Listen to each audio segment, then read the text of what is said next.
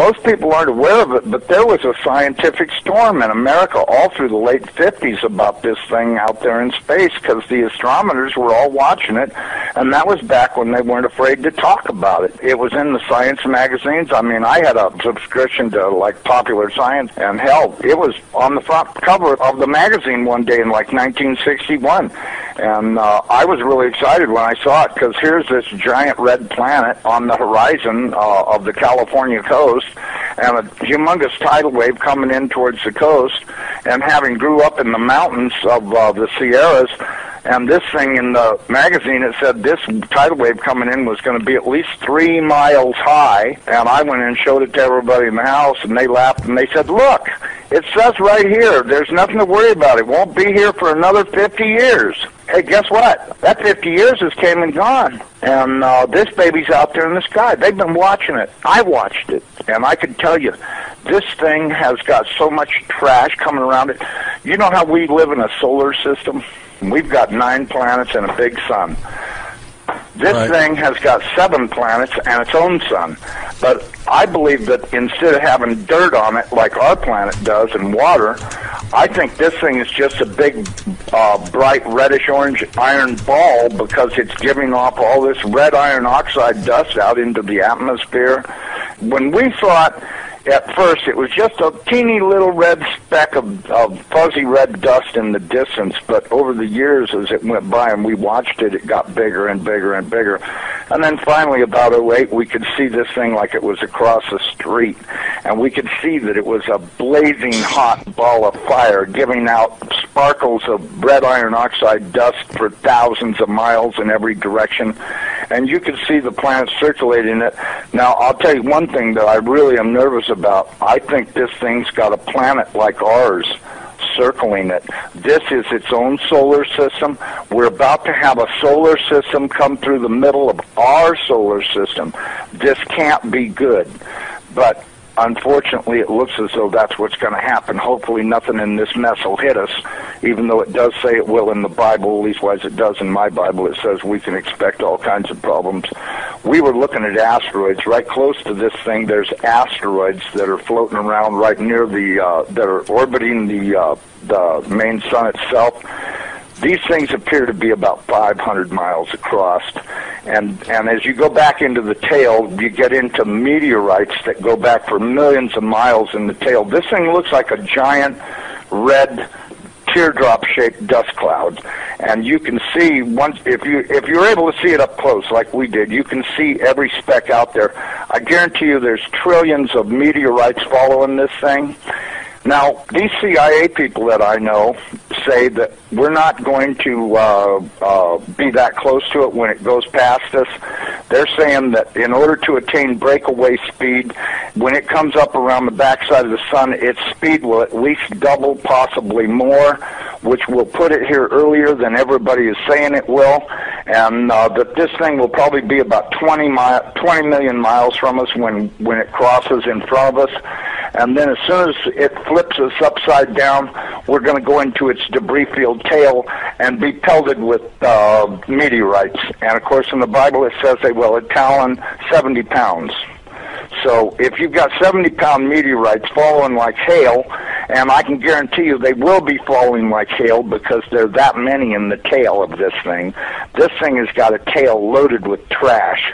I mean, it's incredible the amount of stuff that's in this thing's tail, and we're going to go right through that tail, and if it doesn't beat everything on the surface of the ground into a flat putty, I don't know what it'll take.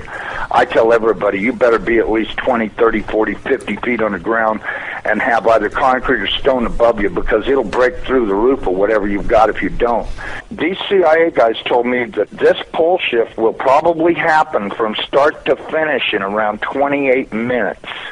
That doesn't give you a lot of warning. When you see that thing out there in the sky, you're going to have to run as fast as you can to your underground facility, because this is going to happen so fast. Now, see, here's another thing nobody's talking about.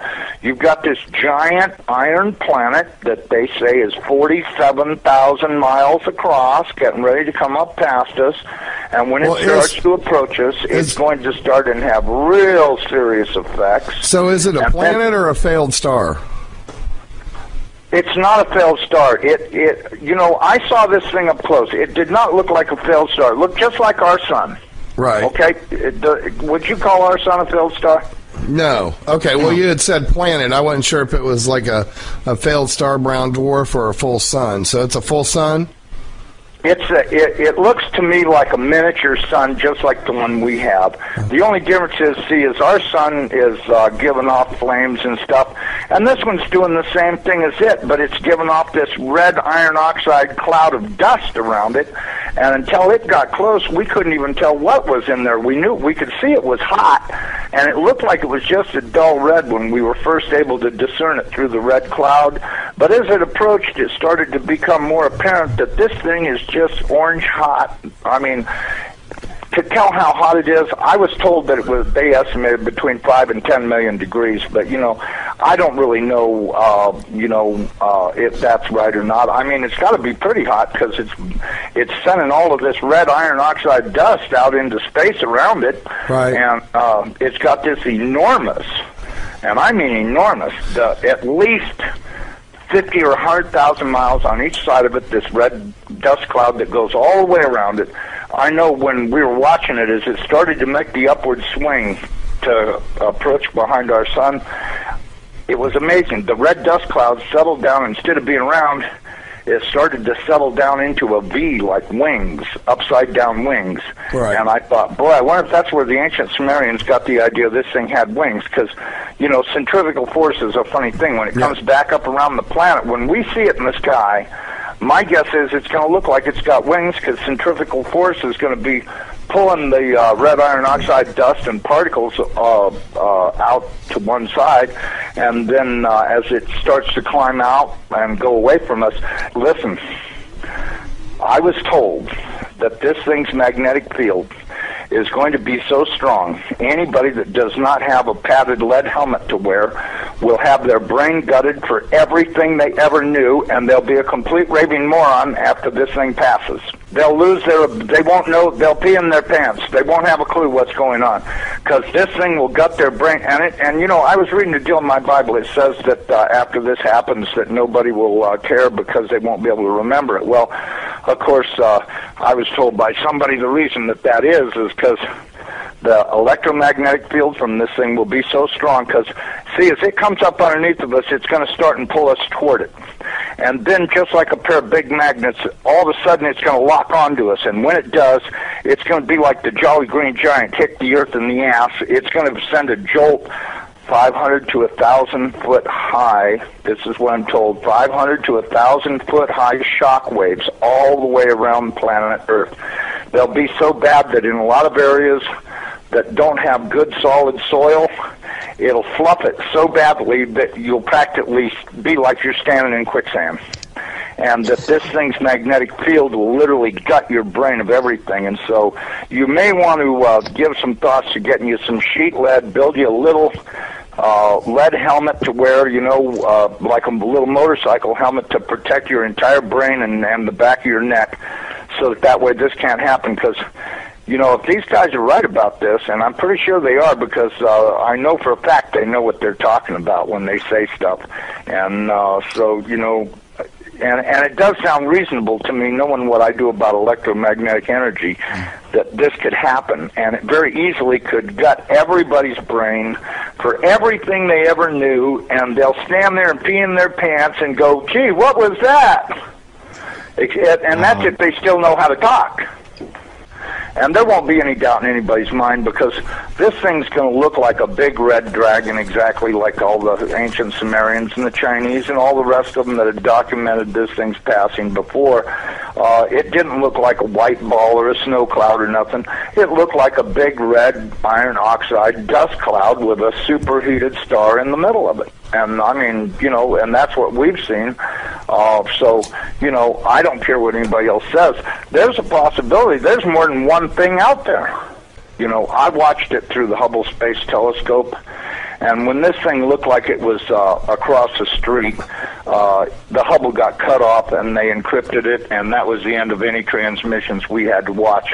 And we know that the Hubble, in order to be in the shadow of the Earth, had to be at an angle, and so that meant it was looking downward, and this thing was coming up underneath of us. And I tell you the honest to God truth, I personally think this thing is real close to us right now, but that's just my general feeling that and I'm a pretty psychic guy. I have the feeling that this thing is right close by and that we're going to see it any time. I mean, I've been doing everything I could do to get prepared for it. I'm really worried about what Jesus says. When the fig tree is putting on its leaves, know that summer is near, and I'm at your door. And that worries me more than probably anything I've read in the Bible about this whole thing, the parable of the fig tree, because everything seems to be in place for this thing's arrival. And the bad thing is, he says, I'm going to come like a thief in the night. Well, it does also say in the Bible that I'm going to make the sun go down at noontime in Jerusalem. Okay, if that's the case, there's only one thing that'll make the sun go down, not hit the horizon, go down at noontime, and that's if the planet experiences a pole shift. Okay, I got a quick question that you can probably answer really quickly and then continue from the chat room. Wants to know if you're talking about Planet X or Elenin, and I don't think, I've never thought Elenin is Planet X. Terrell's pretty stuck on that, but I think Elenin is a result of it. It's a comet that's been kicked in. Elenin is extinction level event Nibiru is near. Right. Does that explain it? Yeah. Okay, because listen, they've known about this thing forever. And I mean, they've known about it forever. I mean, if I read about it in a science magazine in 1961, that tells you that, I mean, it's only 1,800 years away. How could they not be able to see it when it came around the backside of the last sun and headed this way? Right. You have to know they've been watching it, because if Carl Sagan was showing stuff that they took with their old telescopes that was billions and billions of miles away, and this thing's only 1,800 years away. Well, and by 1930 it was only 70 years away. We do estimate that this thing, let me give you a thing, maybe you can figure out your own timeline.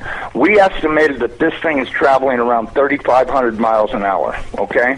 Okay. That was our estimate of its speed. Now, it has been picking up speed, and that's the reason why we think it's going to arrive early, because when it comes around the backside of the sun, it's got to double that speed in order to attain breakaway speed to leave the sun and not wind up orbiting it. It's never orbited the sun in the past that we know of, so that means that it's going to have to attain breakaway speed to head back out into space.